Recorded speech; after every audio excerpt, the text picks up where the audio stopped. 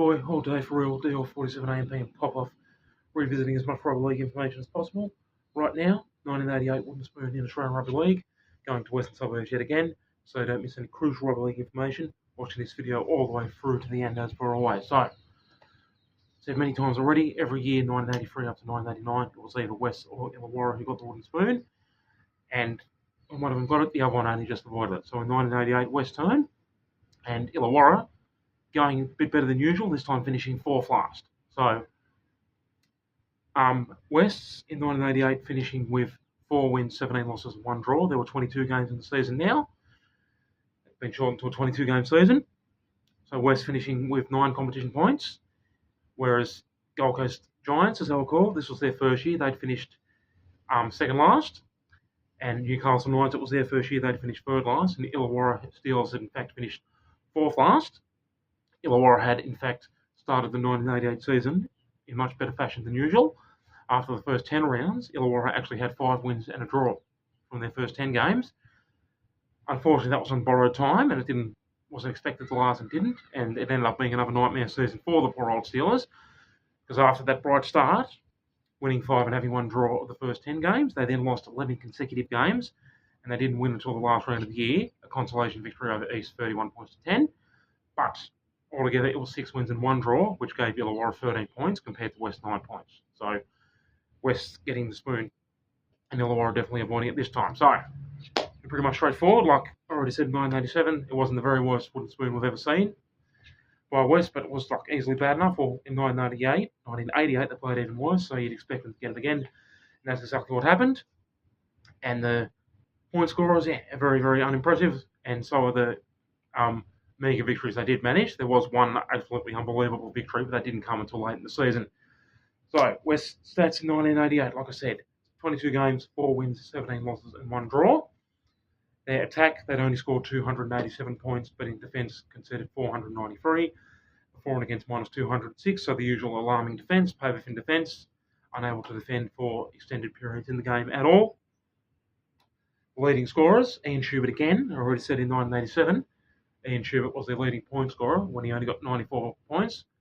Well, this time he only got 57 points, and he was still the leading point scorer, unfortunately for them. To highlight their attacking struggles, he got a try, 26 goals and 1 field goal in 1988, and that was 57 points by Ian Schubert.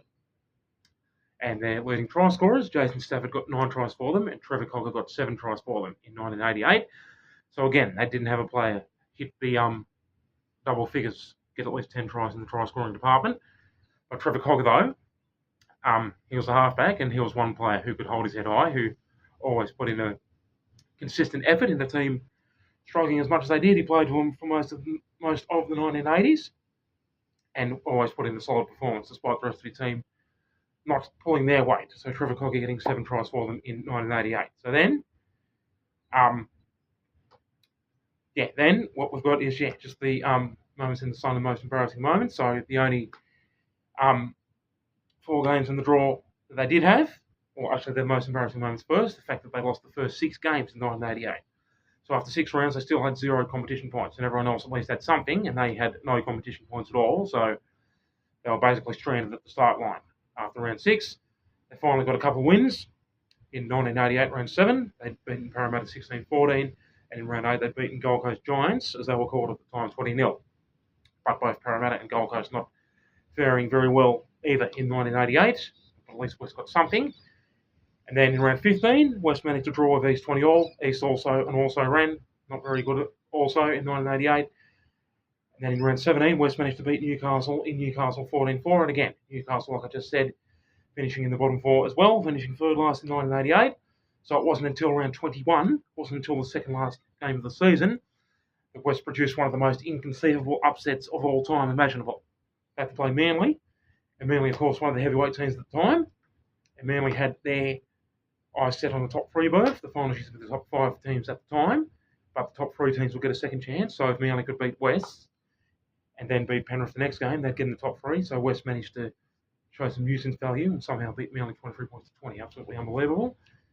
But like I said, that was all she wrote pretty much for them. So pretty much the pretty much the same old, same old negative story for West in 1988. At least though, with that nuisance value win over Manly, it meant that even though the next round, 1988 round 22, Manly beat Penrith 18-4 at Penrith, Manly still made the top 5 and not the top 3. And under the finals series system at the time, teams 4th and 5th had to play each other, and that was an elimination final. So Manly found themselves in 4th place and had to play an elimination final against Balmain, which they lost 9-8-6 and got eliminated. Whereas had they beaten West in round 21, they would have finished third and had a second chance. So West at least provided some nuisance value. But like I said, that was the only win of any merit and didn't come till the second last round of the season. So there you go. 1988 wooden spoon all done and dusted. Next one, West 1989, West avoided, but Illawarra get it. And then in 1990, West continued to struggle. In the 1990s, West continued to struggle. Illawarra finally started going a lot better. But from 1990 onwards, Illawarra don't get it ever again. And there's some different teams getting it in the 1990s. So there you go, your boy all day. Thank you so much for watching all the way through to the end so you didn't miss any crucial rugby league information and for ongoing support. Your boy all day, D47. Toodaloo.